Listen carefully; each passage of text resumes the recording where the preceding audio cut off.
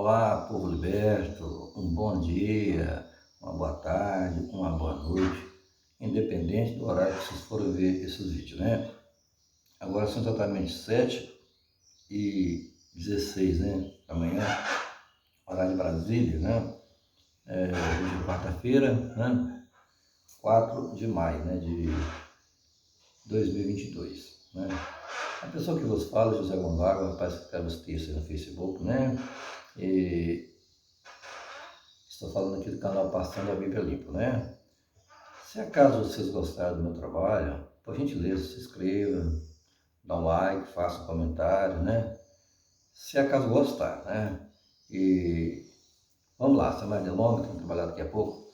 O tema hoje vai ser irracionais. Eu já escrevi um texto no Facebook em relação a isso e me acompanha, porque tudo que eu falar aqui, eu vou citar o capítulo e versículo que está aqui, só vocês acompanham aqui na sua Bíblia, né? Talvez falar de um modo diferente, porque tem várias versões bíblicas, né? Mas o conteúdo é o mesmo. Vamos lá. Irracionais, né? Que pecado tem os irracionais? Irracionais são os animais, né, gente? Que não cometem pecado. Então, um animal não pode responder pelo pecado de um ser humano, porque ele é irracional. O ser humano é racional. São duas categorias diferentes. Quem responde pelo pecado é quem comete pecado. Se o animal é irracional, ele não comete pecado. Então não pode pagar pelos erros do ser humano. É difícil entender isso? Só que o religioso finge que não entende, né? É difícil. Abra sua Bíblia no livro de 1 Samuel, capítulo 15, versículo 3. Vixe, essa passagem é pesada, né? Difícil. Não sei como eles tentam justificar e falar que está fora de contexto. Que esse povo pecou contra Deus. O que uma criança de peito tem que pagar pelo erro de um pecador, um adulto? Isso também é criança inocente? Aqui no capítulo 1 de Samuel, capítulo 15, verso 3, o seu Deus amoroso, você sabe que é bom o tempo todo, manda matar os animais e até as crianças que ainda estavam amamentando. Manda matar boi, cavalo, ovelha, né? E até as crianças de peito. Algumas Bíblias falam recém-nascido. Estava lactando ainda. Qual o contexto que justifica matar recém-nascido? E os animais? Que culpa tem os animais pelo o erro, né, de Amaleque, né? E vou ler o versículo para você ficar mais indignado ainda. Esse livro é complicado. Quanto mais a gente lê ele, mais ateu a gente fica, porque é mentira demais, bicho. E mesmo a gente esfregando a cara dos religiosos, eles fingem, ficam putos, que eles entendem, mas eles fingem que não entendem, cara. É difícil demais na conta, né? Esse povo é complicado, complicado mesmo. Vamos lá, versículo 15 e o capítulo 3. Eu vou ler, para vocês entenderem melhor, do versículo 15, do 1 ao 3. Versículo 15, do 1 ao 3. Samuel manda destruir os amalequitas, que fala que é Samuel que mandou, né? Só que o versículo fala que não foi Samuel, foi enviado por Deus, né? Vamos lá. Então disse Samuel a Saul: enviou-me o Senhor a ungir-me-te rei sobre o seu povo. Sobre isso, ouve, pois, agora a voz das palavras do Senhor. As palavras do Senhor. O Senhor estava falando através de Samuel. Assim diz o Senhor dos exércitos: eu me recordei do que fez Amaleque a Israel, quando se lhe opôs o caminho quando subiu do Egito. Então, se ele recordou, porque ele esqueceu. Se ele esqueceu, ele não é onisciente. Que porra de onisciência é essa, gente? Um Deus que esquece as coisas, né? Vai, pois, agora, no versículo 3. Vai, pois, agora e fere a Amaleque e destrói tudo totalmente que tiver. Não lhe perdoes. Porém matará desde o homem até a mulher, desde os meninos até os de peito, desde os bois até os ovelhos e desde o camelo até aos jumentos. Rapaz, manda matar meninos que eles estão até as crianças de peito. O que justifica isso? Está fora de contexto? Que fora de contexto, cara? Você tomar vergonha na sua cara, religioso. Você não acha esse versículo. E não só esse, né? Vamos lá para o livro de Oséias agora, né? Aqui já provei que ele manda matar criança de peito, que está amamentando ainda, né? Vamos ver o que nos fala lá o livro de Oséias. Aqui, a matéria de Oséias aqui fala da ira de Deus contra a ingratidão do povo de Samaria, que rebelaram contra Deus e adoraram outros deuses, outras imagens de escultura. Olha, e a ira de Deus é um Deus irado, é um Deus psicopata, ira por qualquer coisa, né? Ciumento, é tipo um gangster, né? Que você não pode fazer parte de outra ficção, tem que ser da facção dele, né? Se você fazer parte de outra facção criminosa, ele manda matar. Esse Deus é a mesma coisa, não tem diferença nenhuma. Aí, o que acontece aqui no versículo 16? Eu já provei ali no livro de 1 Samuel, capítulo 15, versículo 3, que além dele matar os animais, ele ainda manda matar a criança de peito, que está amamentando ainda, né?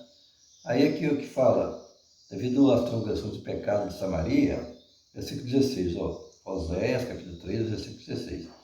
Samaria virá a ser deserta, porque se rebelou contra o seu Deus.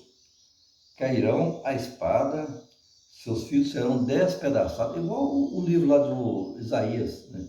3, versículo 16, que ia despedaçar a criança na frente dos pais. Aqui já está falando que os filhos de Samaria também serão despedaçados, né? E as suas grades serão fendidas pelo meio. A mulher grávida vai abrir a barriga dela, ou seja, vai matar a mulher grávida e a criança que nem veio ao mundo ainda. Além dele matar inocentes de peito, que está amamentando ainda no livro de Samuel, capítulo 15, versículo 3, aqui no livro de José está falando que ele mata a criança que nem veio ao mundo ainda. Vai rachar a barriga dela no meio. Bicho, nada justifica isso. Aí eles vêm e falam, mas o Deus pune o pecado do pai dos filhos até a terceira e quarta geração, né? Tem Bíblia que fala diferente, que fala que até os netos, né? Todo tal de João Nogueira, um Pinóquio que tem aí, né? Crente enjoado pra caramba, viu? Gente boa, né? Porque, independente da região, tem que entender, a amizade é uma coisa. Gente, mas a pessoa desdenhar do que é verdade pra vir com mentira, é inquestionável isso, cara. Porque a Bíblia dele, né, ele crê mais na nova tradução, né, da linguagem moderna, né? A NTLH, né? Ele fala que é a Bíblia correta, né? Tudo é a mesma porcaria, só. Às vezes lá muda alguns sinônimos de expressão, mas o sentido é a mesma coisa, não muda. Igual eu provei para ele que o livro de Deuteronômio, que eu vou citar agora, na Bíblia dele está a mesma coisa.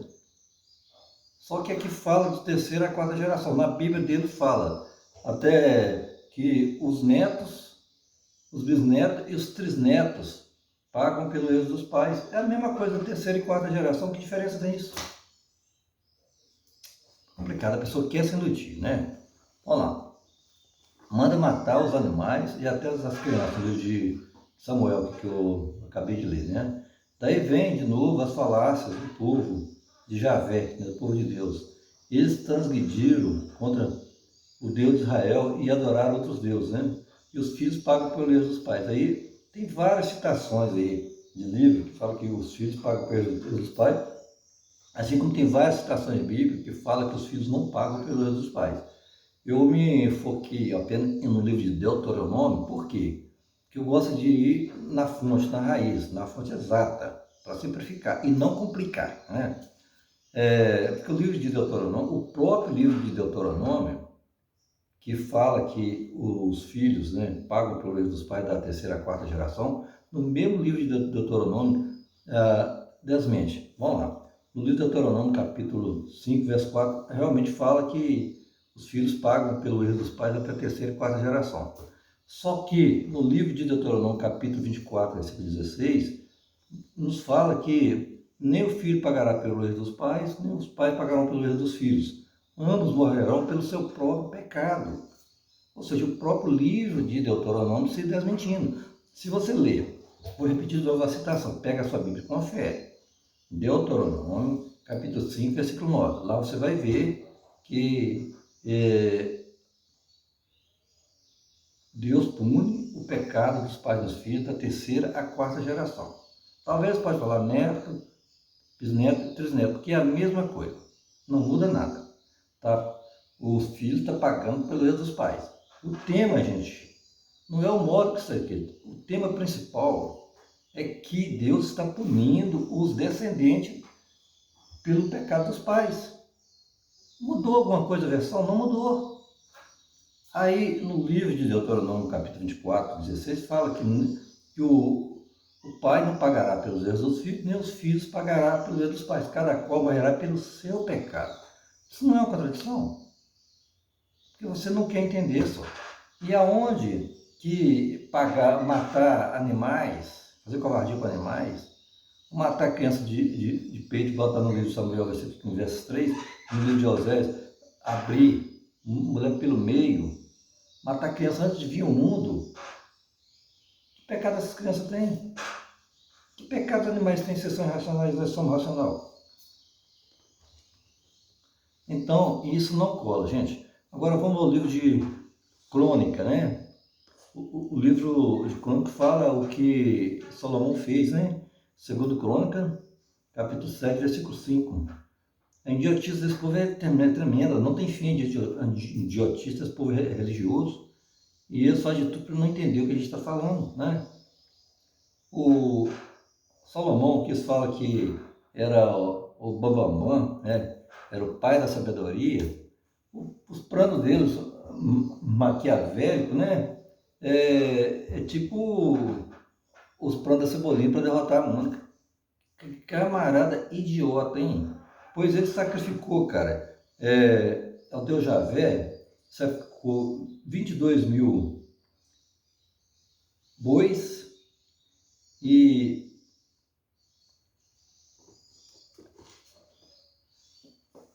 a idiotice de Salomão é tanta que Salomão mandou sacrificar 22 mil bois e 20 mil ovelhas. Essa idiotice está no livro, escrito no livro de Crônicas. Vamos lá. Crônicas. Esse é o Zé Sabão, o pai da sabedoria. Abrimos o livro de 2 Crônica, capítulo 7, versículo 5. E o rei Salomão, a glória de Deus se manifesta, porque eles fazer holocausto, né? Para agradar os deuses, sacrificava animais, né? E o rei Salomão ofereceu o sacrifício de bois, 22 mil bois, e de ovelhas, 120 mil ovelhas. E o rei e todo o povo consagraram a casa de Deus. Isso foi uma verdadeira macumba, gente, a maior macumba da história. O cara sacrificou 20 mil bois e 120 mil, né, ovelhas. Esse Deus só gosta de sangue, só. É um Deus sanguinário, né? Como se não bastasse essas idiotices contra os animais, vamos agora ler lá no livro de Josué. Vamos lá, Josué. Vamos ver. Então, primeiro eu vou ler no livro de Juízes, né? O que o tal de Salomão fez, né? O Salomão, nas guerras contra os filisteus, fala que ele era fortão, né? O que ele fez? Olha o plano maquiavélico também de Salomão, outro retardado, né? Está no livro de Juízes, capítulo 15, versículo 4. E foi Sansão e pegou 300 raposas.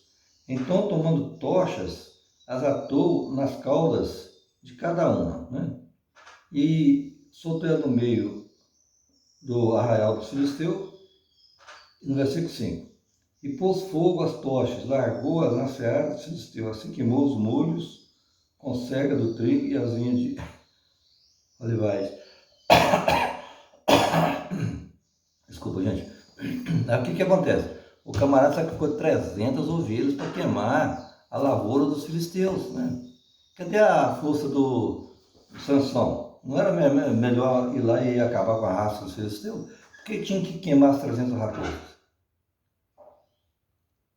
É sem lógica isso. E os crentes lêem uma palhaçada dessa e ainda fala, glória a Deus. Se bem que essas passagens obscuras, eles não pregam na igreja, só pregam os versículos bonitinhos.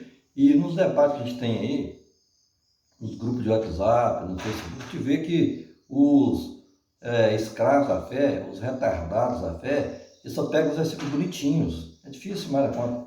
Vamos lá agora, o Juízes, capítulo 15, versículo 4 que eu acabei de ler. Agora vou ler Josué, capítulo 11, versículo 6. E disse o Senhor a Josué. Aqui já é outra vitória de Josué, né? A vitória de Josué. E disse o Senhor a Josué. Josué capítulo 11, versículo 6.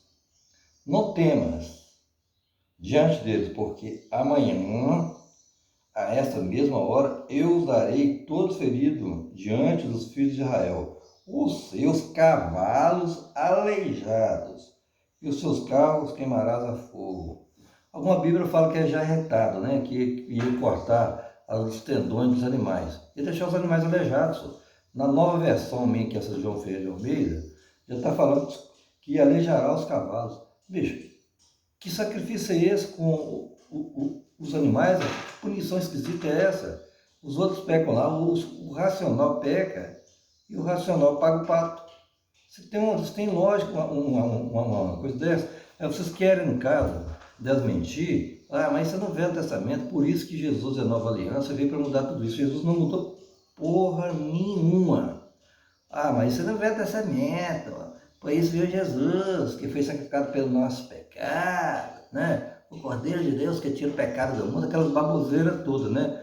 João 6, versículo 38, vamos lá. Agora no Novo Testamento para desmentir que Jesus morreu pelo nosso pecado, para tirar o pecado do mundo, aquela baboseira, tudo que vocês falam aí, né? Na realidade mesmo, né? Aqui ainda está em Mateus, né? Falando, bom, na realidade nem ele quis morrer. Nem Jesus quis morrer, meu amigo.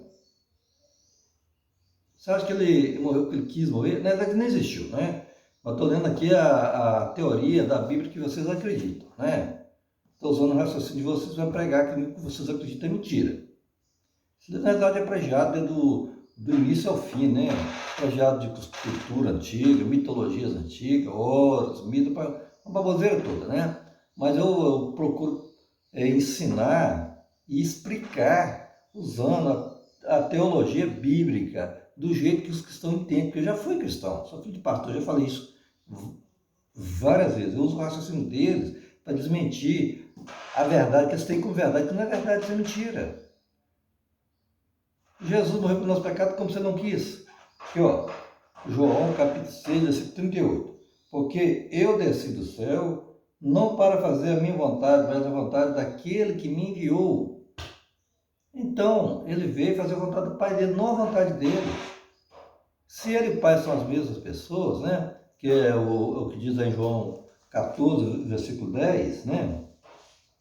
Em relação à Trindade, né? O que tem escrito no 14, versículo 10? Não crês tu, o próprio Jesus falando, que eu estou no Pai e que o Pai está em mim? A palavra que eu vos digo, não as digo de mim mesmo, mas o Pai que está em mim é quem faz as obras. Então, por que ele reclamou que ele não veio fazer a vontade dele, mas a vontade do Pai, se ele e o Pai são as mesmas pessoas? Você viu tanto que o próprio Jesus cai em contradição? Se ele veio fazer a vontade dele, não a vontade do Pai, ele foi obrigado. E você não é obrigado a fazer aquilo que você não quer fazer. Você se obriga a fazer algo que você não quer fazer? Lógico que não, isso é óbvio. Mas, no entanto, aqui fala que ele passa a mesma pessoa e depois ele vem com essa bravata, né? Então, vamos lá no livro de Hebreus, né? Que eles gostam muito de falar que o Velho Testamento não vale mais, porque, e patati e patatá, essa mentirada que esse povo tem. Hebreus, capítulo 13, versículo 8.